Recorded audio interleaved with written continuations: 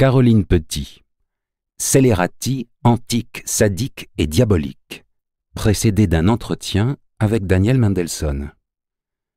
Scélérati vous invite à un parcours ludique et grinçant sur les chemins du mal.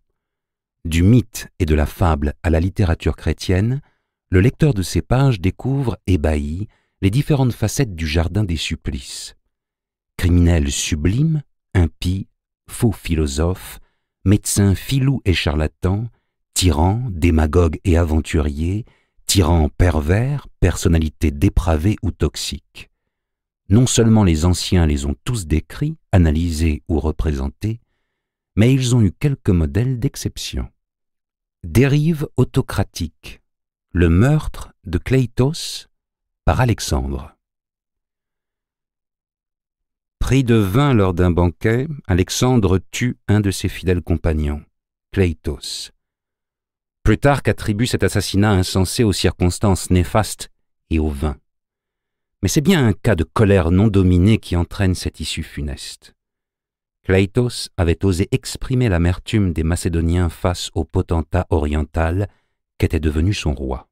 « Mais dès maintenant, réplique Kleitos, nous n'avons pas lieu de nous réjouir d'être ainsi payés de nos peines et nous envions le bonheur de ceux qui sont morts avant de nous voir, nous, Macédoniens, déchirés par les bâtons des Mèdes et obligés de supplier des Perses pour avoir accès auprès de notre roi. » Entendant ces paroles hardies, les amis d'Alexandre se lèvent en face de Kleitos et le chargent d'injures, tandis que les plus âgés s'efforcent d'apaiser le tumulte et qu'Alexandre, se tournant vers Xénodocos de Cardia et Artémios de Colophon, leur dit: « N'avez-vous pas l'impression que les Grecs qui vivent au milieu des Macédoniens sont comme des demi-dieux parmi des bêtes sauvages ?» Loin de céder, Kleitos somma Alexandre de dire devant toute la compagnie ce qu'il entendait par là, ou bien de ne pas inviter à sa table des hommes libres ayant leur franc-parler, et de ne fréquenter que des barbares et des esclaves qui se prosterneront devant sa ceinture perse et sa tunique blanche.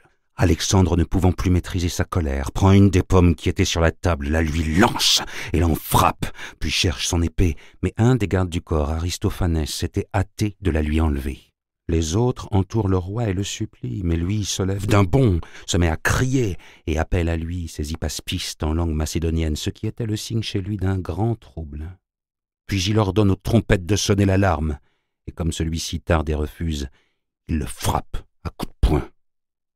Kleitos, ne voulant toujours pas se calmer, ses amis le poussèrent à grand-peine hors de la salle, mais il s'efforça d'y rentrer par une autre porte, en déclamant avec autant d'impertinence que d'audace ces iambes de l'Andromaque d'Euripide.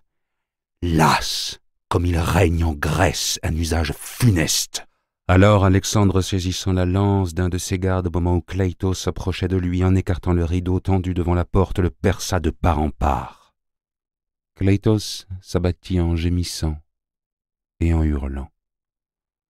Aussitôt, la colère du roi l'abandonne.